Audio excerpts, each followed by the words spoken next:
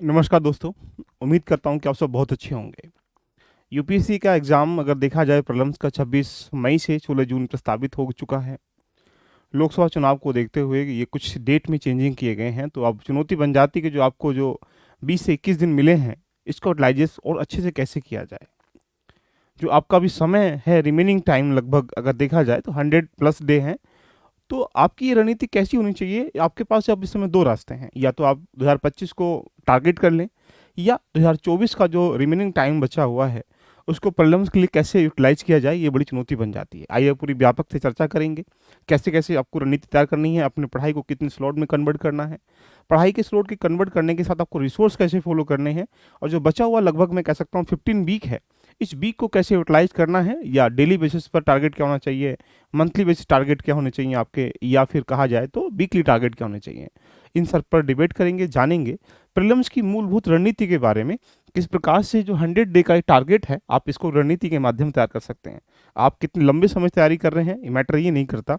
Matter ये करता है कि लास्ट टाइम पे आपकी जो तैयारी है, उसमें किस प्रकार से उसको यूटिलाइज़ कर पाते हो, जो बेसिक नीड है यूपीएससी प्रीलिम्स के एग्ज़ाम की, उसको कैसे फुलफ़िल कर पाते हो, बहुत ज़रूरी हो जाता है। तो आइएगा, यहाँ पे पहला पॉइंट यही बन जाता है कि यहाँ पर कि जो 100 डे है, ये जीएस का पार्ट है। जैसा कि आप बेसिक फॉर्मेशन आप जानते भी हैं। ये जीएस का एक वो सिलेबस है जहाँ से प्रीलिम्स में आपको 100 क्वेश्चन देखने को मिलेंगे। अब बात 100 क्वेश्चन की नहीं है, बात ये है कि आपको इसमें से कंप्लीट पढ़ना क्या है। टी सेट की बात हम नेक्स्ट सेशन में करेंगे, लेकिन अगर हम देखा जाए तो ये एक सिनेरियो है जो एक सिलेबस के रूप में यूपीएससी ने अपने सिलेबस में डिफाइन कर रखा है कि इतने खंडों से मैं प्रश्न पूछूंगा। अगर चर्चा को विषय अगर देखेंगे तो इसमें आप देख पाते होंगे, अगर एक डाटा अगर हम लोग दिमाग में रख लें कि भाई कितने लोग पार्टिसिपेट करते हैं, तो आपको लगेगा कि आप किस प्लेटफॉर्म पर जाकर तैयारी करने का प्रयास कर रहे हैं। 11 में अगर हम लोग देखेंगे तो लगभग 5 लाख बच्चों के अराउंड बच्चे फॉर्म भरते हैं, फॉर्म एप्लीकेशन को फॉर्म फिल करते हैं। और इतने बच्चे 2,43,000 बच्चे सिर्फ प्रीलिम्स से पार्टिसिपेट करते हैं। लेकिन इससे आप ये फील कर पाते होंगे 11,837 बच्चे ही प्रीलिम्स क्वालिफाई कर पाते हैं। फिर इतने बच्चे क्या करते हैं, एग्जाम देते हैं मेंस में, और इसमें 2415 बच्चे क्या करते हैं, मेंस में इंटरव्यू के लिए रिकॉल किए जाते हैं, और लास्ट में 965 वैकेंसी होती है। ये देखने का एक पर्पस सिर्फ इतना है कि अगर इसी रो को अगर हम यहाँ देखें, एग्जाम्पल बेस पे अगर हम 21 के डाटा को देखें, तो लगभग 10,93,000 के आसपास बच्चे फॉर्म भरते हैं। इसको 11 लाख मान लिया जाए, तो यहाँ बच्चे कितना पार्टिसिपेट कर रहे हैं, 5 लाख। तो यहाँ पे 5 लाख और यहाँ पे लगभग 2.5 लाख, यानी 50% बच्चे ही पार्टिसिपेट कर रहे हैं प्रीलिम्स के एग्जाम में। तो यहाँ 11 लाख है और यहाँ लगभग 5 लाख, यानी यहाँ भी ऑलमोस्ट अगर देखा जाए तो 50% थोड़ा सा लेवल कम आ रहा है। तो यानी आप ये तय कर सकते हैं कि पहले भी इतने बच्चे पार्टिसिपेट करते थे, आज भी इतने ही पार्टिसिपेट करते हैं, तो आप किस ग्रुप में आते हैं। कि कहीं ऐसा तो नहीं है कि आप यहाँ से पहुँचने से पहले ही हिम्मत हार रहे हो, चुनौती बन जाती है। और ये सब सिनेरियो देखना पड़ेगा कि इतना फॉर्म भरने के बाद आज भी वही रेशियो पार्टिसिपेट करने का, आज भी वही रेशियो है देख लीजिएगा पार्टिसिपेट करने का। तो हमें चुनौती बन जाती है कि जो लास्ट ईयर की कट ऑफ अगर हम लोग देखें, तो ये 88.22 2022 की है, 23 की अभी नहीं है। और अगर 21 की देखेंगे 87.54 है। यहाँ 2020 की देखेंगे तो 92 है, और 2019 की 98। इससे ये आकलन आप लगा लीजिएगा कि अगर हम लास्ट के 18 से लेकर 22 तक की कट ऑफ को अगर हम लोग एनालिसिस करें, तो जो जीएस का पार्ट है अगर देखा जाए तो आपको 50% अगर आप नंबर ले आ पाते हैं, तो आप आराम से इजी वे में प्रीलिम्स क्वालिफाई कर पाएंगे। अब हमें रणनीति कैसी अपनानी चाहिए, इस पे हम चर्चा करेंगे। तो ये 100 क्वेश्चनों में से आपको ये मान के चलिएगा कि आपका टारगेट होना चाहिए 60 क्वेश्चन सही करने का, एक मूलभूत टारगेट। अब इसके लिए आपके पास क्या चाहिए, मैं उसको 1 to 1 करके फिल्म बनाता हूँ। ये एक सिनेरियो है जो लास्ट ईयर के ट्रेंड को देखते हुए 2023 में अगर आप जाते हैं तो 14 क्वेश्चन हिस्ट्री से देखने को मिले। अब आपकी चुनौती क्या है, आपको किसी पिलर पे काम करना पड़ेगा। आज यूपीएससी का अगर पेपर आप देखेंगे प्रीलिम्स का, तो स्टैटोडायनेमिक पेपर आने लगा। स्टैटोडायनेमिक का मतलब ये हुआ कि जो लेटेस्ट सी घटनाएं हो रही हैं, उन घटनाओं के अगर कोई खंड है, तो वहीं से उसके स्टैटिक पार्ट से और वहीं से उसके डायनेमिक पार्ट से पूछ के वो प्रश्न पूछता है। इसमें भी अगर आप प्रायोरिटी में जाएंगे तो साइंस टेक्नोलॉजी पूरा स्टेरोडायनेमिक होती है, अगर आप इन्वायरमेंटल जाएंगे तो पूरा डायनेमिक होती है। इवन आर्ट एंड कल्चर भी स्टेरोडायनेमिक क्वेश्चन पूछ लेता है। तो यानी अगर आप डायनेमिक रेडी नहीं है, स्टेटिक रेडी है, और स्टेटिक रेडी नहीं है, डायनेमिक रेडी है, तब भी आप वहाँ पे प्रीलिम्स क्वालिफाई नहीं कर पाएंगे। क्योंकि जैसा प्रश्न यूपीएससी अपने दरमियान बनाता है, उस प्रश्न को एक दो खंडों पर अगर हम देखेंगे सही करना, तो इलिमिनेट मेथड से भी बहुत सारे पहले हम प्रश्न कर लेते, लेकिन यूपीएससी 2023 में इलिमिनेट को भी इलिमिनेट कर दिया गया। क्योंकि ये एक प्रकार से कैसे एलिमिनेट भी वही व्यक्ति कर पाएगा जो कहीं ना कुछ लेके बैठा होगा टॉपिक के प्रति, बट कहीं ना कहीं एक आध पॉइंट अगर भूल रहा है तो उसके माध्यम से हम सही कर सकते हैं। इसलिए 2023 का ट्रेंड अगर देखा जाए तो व्यापक तरीके से यूपीएससी ने पूरा ही चेंज कर डाला। तो यहाँ इस खंडों में हम ये देख सकते हैं कि हमें 60 क्वेश्चन जो सही करने हैं, हमें किन किन को आधार मानना है। आधार का मतलब आपको हिस्ट्री, ज्योग्राफी, पॉलिटी, इकोनॉमी को आधार मान के देखेंगे तो लगभग 60 क्वेश्चन निकल के देखो आ रहे हैं। या फिर आप इसमें से भी लेते हैं तो अब आपको मैनेज करना पड़ेगा कि यदि 14 क्वेश्चन हिस्ट्री से आ रहे हैं तो 14 में एंशिएंट से कहाँ से आ रहे हैं, हिस्ट्री मेडावल से कितने क्वेश्चन आ रहे हैं, मॉडर्न से कितने क्वेश्चन आ रहे हैं, ये सारे खंडों पे जानना बहुत जरूरी है। और यहाँ से सारे खंड रेडी ना करके हमें कुछ खंड रेडी कर लें जिससे कि 14 में से 5, 7, 8, 10 क्वेश्चन सही हो जाए हमारे। तो आपको यह निचोड़ना पड़ेगा, एक बूंद की तरह प्रीलिम्स क्वालिफाई करने के लिए अपनी स्ट्रेटेजी को बेस्ट करना पड़ेगा। आइए मैं चर्चा कर लेता हूँ कि अब जो आपकी 100 डे की स्ट्रेटेजी है उसमें क्या करना चाहिए। आपके अंदर एक मिथ बन रहा होगा, सर हम करें तो करें क्या, अब हमारे पास समझ में कुछ नहीं आ रहा। जैसे जैसे नज़दीक पास आएगा वैसे वैसे आपके दिल की धड़कनें, बीमारियां, बहुत सारी ऐसी अड़चनें आपके जीवन में आती चली जाएंगी। ये परीक्षा है आपकी, ये एग्जाम की परीक्षा नहीं है, आपके जीवन की भी परीक्षा है। इस जीवन की परीक्षा में सफल होने के लिए आपको एग्जाम की परीक्षा बाद में देनी पड़ेगी, पहले इन समस्याओं का निस्तारण करना पड़ेगा। अब डर स्वाभाविक सी बात है, जो टॉपर बनता है उसको भी लगता है, लेकिन अगर उसकी स्ट्रेटेजी, उसकी प्लानिंग, उसकी पढ़ने के रिसोर्स, उसके एक प्रकार से कहा जाए डायरेक्शन बेस्ट है, तो आप संभवतः कहीं ना कहीं रोज डेली पॉजिटिव वे में चीज़ें आगे लेके चल रहे होगे। लेकिन अगर आपकी डायरेक्शन, स्ट्रेटेजी सब कुछ ठीक नहीं है तो आप ऑटोमेटिकली, जिस प्रकार से हम आपको लैंप की चिमनी देखते हैं वो लगातार ब्लैक हो जाती है, तो ऐसे ही हमारे ऊपर क्या होते हैं, हार्मोन्स हावी हो जाएंगे निगेटिविटी के, और हमारा माइंड काम करना बंद कर देगा और सोचेंगे इस बार स्किप कर देते हैं। ऐसे बहुत सारी गाथाएं आपके जीवन में आना स्टार्टिंग हो चुकी होंगी। लेकिन 100 डे की स्ट्रेटेजी में इसको 4 शेड्यूल में, 4 इसमें कन्वर्ट कर लीजिएगा। अभी जो स्टार्टिंग के 25 दिन है वो क्या करें, ये बड़ी समस्या हो जाती है। मैंने सारे पॉइंटों को लिख दिया गया, बाकी इसके अलावा अगर कोई पॉइंट है तो आप कमेंट बॉक्स में लिखिएगा, उसका जवाब मैं देने का प्रयास करूंगा। ऐसे ही सेकंड 25 डे में क्या करें, थर्ड 25 डे में क्या करें, लास्ट के 25 डे में क्या करें। अब दो रणनीति है कि ये डेली बेसिस की रणनीति नहीं डिस्कशन कर रहा हूँ मैं, आगे चर्चा करूंगा इस पर, लेकिन अभी पहले 25 दिन में सबसे पहला पॉइंट बनता है कि सर न्यूज़पेपर पढ़े ना पढ़े। देखिएगा, अगर ओपनली अगर कहा जाए तो पेपर किस में होगा, बोलेंगे 16 जून को। पेपर कब था, पहले 26 मई को था। करंट अफेयर कहाँ से कहाँ तक का आएगा, आप जान सकते हैं कि मिड अप्रैल तक का करंट अफेयर यहाँ से आएगा। कौन सा करंट अफेयर इंपॉर्टेंट है, जैसा कि इसके बारे में जान सकते हैं, जो अक्टूबर, नवंबर, दिसंबर, जनवरी, फरवरी, मार्च और ये मिड अप्रैल तक का करंट अफेयर बहुत इंपॉर्टेंट है। इसमें जितने भी इशूज हो रहे हैं, आपकी जिम्मेदारी बन जाती है कि नोटबुक बनाइएगा, उसमें जितने पॉलिटिकल न्यूज है उनको लिखिएगा, उसके फिर स्टैटिक पार्ट, डायनामिक पार्ट को पढ़िएगा। ऐसे ही geographical, economical, art and culture, environmental, science, technology, इस तरीके से पूरे करंट अफेयर की सिनॉप्सिस तरीके की चीज़ों को डिजाइन करेंगे तो आपको मजा आ जाएगा। तो इसके लिए अगर मैं कहूँगा तो डेली बेसिस पर करंट अफेयर अभी पढ़िएगा, और इतना मत पढ़िएगा कि जहाँ उस पर टाइम बहुत वेस्ट किया जाए। अगर मैं कहूँगा तो सिमिलर वे में देखा जाए, आप ये कोशिश करिएगा कि वीक में, मैं इसको वीक में कन्वर्ट कर रहा हूँ, इसको वीक में लगभग 1 से 2 दिन या 3 दिन में सारे करंट अफेयर के न्यूज़पेपर को एक बार रिकॉल कर लीजिएगा।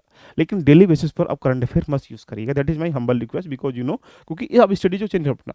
दूसरा, कुछ न्यू और वीक टॉपिक जो हैं ये ध्यान दीजिएगा। डेली बेसिस पर 1 से लेकर 2 घंटे ऐसा करिएगा कि हम डेली बेसिस, जो हमारे पास वीक एरिया है, जैसे अगर आपका हिस्ट्री कमजोर है तो इस हिस्ट्री में क्या पॉइंट नहीं पता उसको मार्क करिएगा, उसको पढ़ना स्टार्टिंग करें। तो ये पढ़ना है।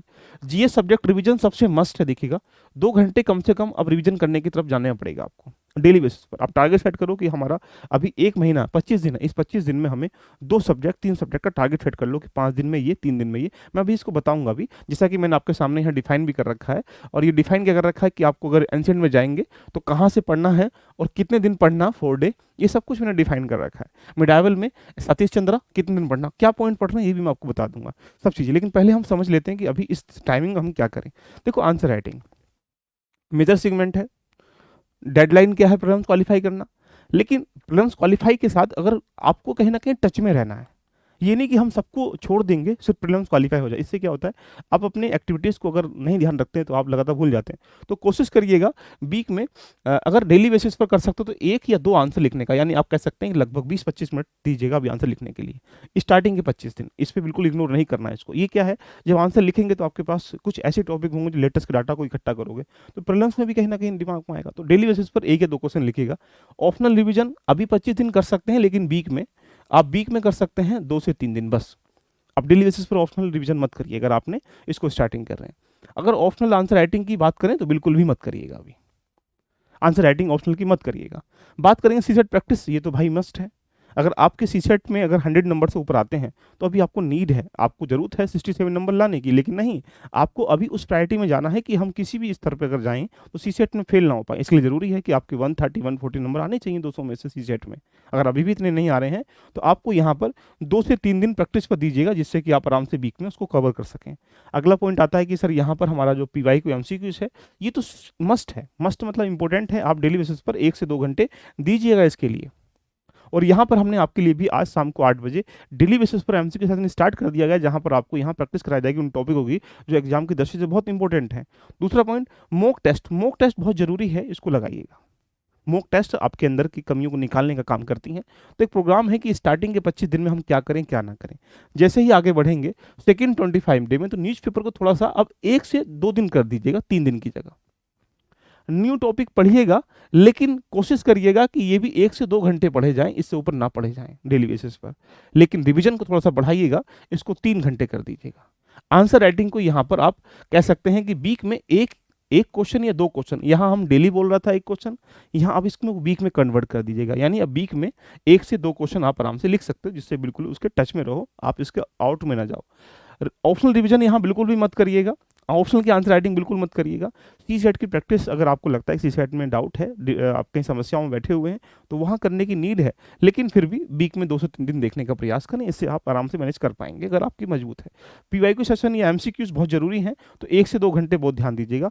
और मॉडल टेस्ट पेपर या मॉक टेस्ट पेपर प्री के लिए लगाना बहुत जरूरी है। इससे आगे बढ़ेंगे तो थर्ड 25 डे में क्या करेंगे, यहाँ पर न्यूज़पेपर को बिल्कुल भी खल्लास कर दो, अब आपको नहीं पढ़ना है। आगे चलेंगे तो न्यू टॉपिक को भी अब बिल्कुल भी नहीं पढ़ना, क्योंकि 50 दिन बचे, उस 50 दिन में तुम नया क्या पढ़ पाओगे। जब तक आप क्या करना है, करंट अफेयर के स्टैटिक पार्ट के साथ डायनेमिक पार्ट के साथ दोनों को जोड़ने का प्रयास करना है। लेकिन नए टॉपिक आपको सोचो कि मुझे एनसेट खत्म करनी है, मेडाल खत्म करनी है, नहीं है। मैं ये कहना चाह रहा हूँ कि लास्ट के जो 50 दिन हैं ये होने चाहिए ओनली प्रॉब्लम्स के लिए। यही आपको तय करेंगे कि आपने कितना यहाँ तक पढ़ा था, उसको रिविजन। तो यहाँ पर न्यूज़पेपर बिल्कुल मत पढ़िएगा, न्यूज टॉपिक न्यू मत पढ़िएगा। रिवीजन का टाइमिंग आप 4 आवर कर सकते हैं, जिससे कि आप आराम से चीज़ों को, इसको शेड्यूल सेट कराऊंगा आपका मैं कि रिवीजन करें तो करें कैसे, देखेगा। आंसर राइटिंग अब इस समय बिल्कुल मत करिएगा। अगर आप 50 दिन नहीं करेंगे तो आपके अंदर की जो कला है वो खत्म नहीं हो जाएगी, और खत्म होगी तो हम बैठे हैं ना सिखाने के लिए। यहाँ पर ऑप्शनल बिल्कुल भी मत करिएगा, आंसर ऑप्शनल की बिल्कुल मत करिएगा। सी सेट प्रैक्टिस अगर लगता है कि अभी भी तुम्हारा कमजोर है, तो डेली बेसिस पर आप यहाँ पर आधा घंटा 1 घंटा देने का प्रयास कर सकते हैं, तो कर सकते हैं। लेकिन एमसीक्यू सेशन की जो क्वालिटी बढ़ाइएगा, यानी आप, मैं ये कह रहा हूँ कि प्रॉब्लम्स क्वालिफाई करने से पहले 2.5 3 4 5 4 प्रश्नों का अभ्यास करने से क्या होगा कि आप मल्टीपल टॉपिक के इर्द गिर्द घूम जाएंगे, और उनसे बनने वाली कमियां जो निकल के आएंगी आप उन पर अध्ययन कर पाएंगे, रिविजन कर पाएंगे। तो इसलिए ये जरूरी हो जाएगा। फिर मॉक टेस्ट जो प्री का है वो तो भाई मस्ट है, उसको लगाना पड़ेगा। अब जैसे ही आगे बढ़ेंगे, लास्ट 25 डे बढ़ेंगे, ये तुम्हें करना ही नहीं है, ये तुम्हें करना ही नहीं है। जीएस का सिर्फ रिवीजन फोकस है, तो ये क्या है देखिएगा, यानी एक सेगमेंट एक ऐसा है जो शुरू से लेकर एंड तक चल रहा है, वो क्या है, ये वाला सेगमेंट है। तो इसलिए आज से ही एक अपने टाइमिंग को सोचो कि मुझे 10 घंटे की पढ़ाई करनी है।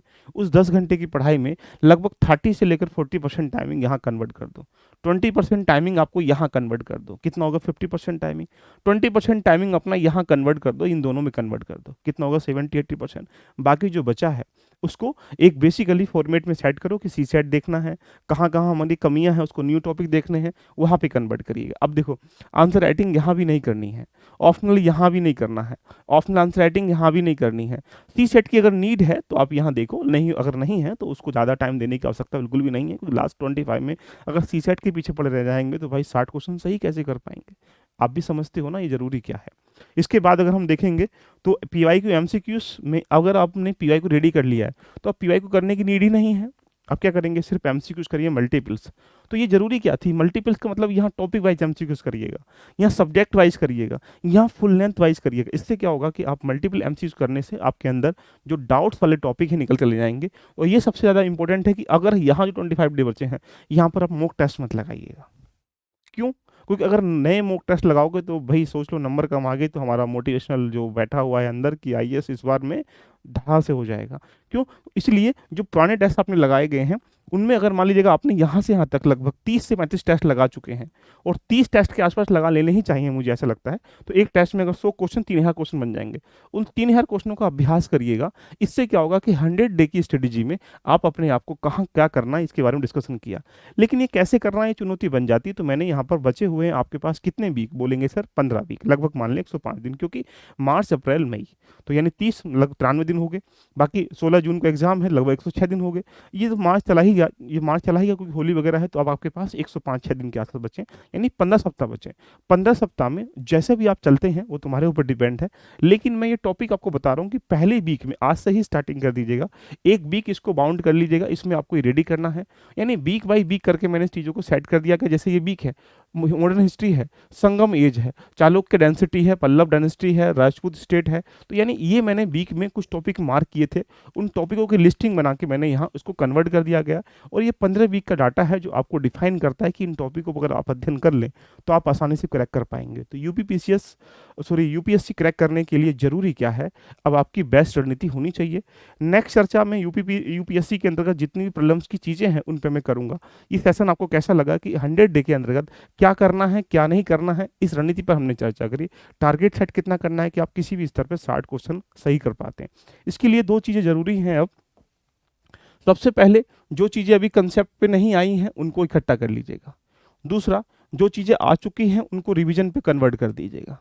तीसरा, पीवाईक्यू और एमसीक्यूज दबा के लगाइएगा। और जो टेस्ट पेपर हैं, लगभग टेस्ट सीरीज जो है 30-35 के आसपास यहाँ पर सेट कर लीजिएगा। यदि आप इन सब का एक साथ चाहते हैं तो हमने आपके लिए लगातार वेदांग बैच एक चल रहा है जो कि एग्जाम्पल बेस पे कह सकते हैं। ये यूपीएससी प्रीलिम्स के डेडिकेट है। इसमें बहुत सारी क्लासेस हो चुकी हैं। लगभग इसमें कुछ क्लासेस और मैं देने का प्रोग्राम सेट कर रहा हूँ। जिन बच्चे परचेस कर चुके हैं उनको तो मिल ही जाएगा।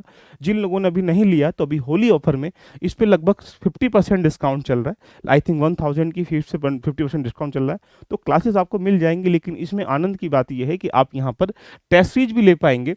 तो यहाँ पर टेस्ट सीरीज पर 50% डिस्काउंट चल रहा है। तो यहाँ आईएएस प्रीलिम्स 2024 का बेस्ट मतलब एग्जाम्पल बेस पे कह सकते हैं जो चीज़ हो चुकी हैं वो आपको फॉर्मेटिंग उनकी मिल जाएगी, साथ में आपको इसको टेस्ट मिल जाएंगे। तो इस बैच को भी अगर लेना चाहते हैं तो आपको एलबी लर्निंग एप्लीकेशन पे जाना है और वहाँ पर ऐसा इंटरफेस दिखाई देगा। उसके बाद आप परचेज पे जाएंगे। तो जैसे ही परचेज पे जाएंगे तो आपको ये एक प्रकार से कह सकते हैं ये वेदांग बैच यहाँ पर आपको दिखने को मिल जाएगा। हीरा आप इस पर 1000 का है और डिस्काउंट आपको यहाँ पर अवेलेबल मिल जाएगा। तो देरी किस बात की है? तो ये देखने के लिए जो तीनों चीज़ें आपको देखनी है तो कंसेप्ट की क्लास जो हो चुकी हैं वो मिल जाएंगी। रिवीजन हम इसमें आप कराएंगे जो कि मेन टॉपिक हैं। और साथ में पीवाईक्यू एमसीक्यूज हम लोग लेके चल रहे हैं जो कि शाम को रोज डेली 8 बजे यहाँ पर हम टॉपिक देकर आपके सामने एमसीक्यूज करते हैं। तो जाइएगा और अपनी जर्नी को अब 100 डे के स्ट्रेटेजी के साथ में पूरा सिस्टमेटिक तरीके से अपनी पढ़ाई को डेली बेसिस पर लगभग टारगेट सेट करिएगा कि मुझे 10 से 12 घंटे पढ़ना है। इस 10 से 12 घंटे को यूटिलाइज कैसे करना है, एक प्रकार से पूरा बेहतर तरीके से अपनी जर्नी को लेके चलिएगा। और स्वाभाविक सी बात, अगर मेहनत करेंगे 100 डे में आपका प्रॉब्लम 100% निकल जाएगा। तो मिलते हैं नेक्स्ट सेशन में। आप नेक्स्ट वीडियो किस विषय पर चाहते हैं यूपीएससी प्रॉब्लम्स के लिए आप मुझे बताइएगा। नहीं तो मैं नेक्स्ट पॉलिटी कैसे रेडी करें, हिस्ट्री कैसे रेडी करें, ज्योग्राफी कैसे रेडी करें, यानी एक एक बिंदु पर काम करेंगे और उसके टॉपिक कौन कौन से पढ़ें, जिससे क्या होगा 4-5 वीडियो में प्रॉब्लम्स के सारे एंगल से हम लोग निकल जाएंगे। तो मिलते हैं नेक्स्ट सिनेरियो में। तब तक एंजॉय करें। जिनको लेना चाहते हैं तो आप होली का ऑफर का लाभ उठाकर अपनी जर्नी को रेडी कर सकते हैं। इसमें टेस्ट भी आपको मिलेंगे जो कि आपके लिए बहुत काफ़ी बेनिफिट हो जाएंगे। All the best, love you, bye bye, take care.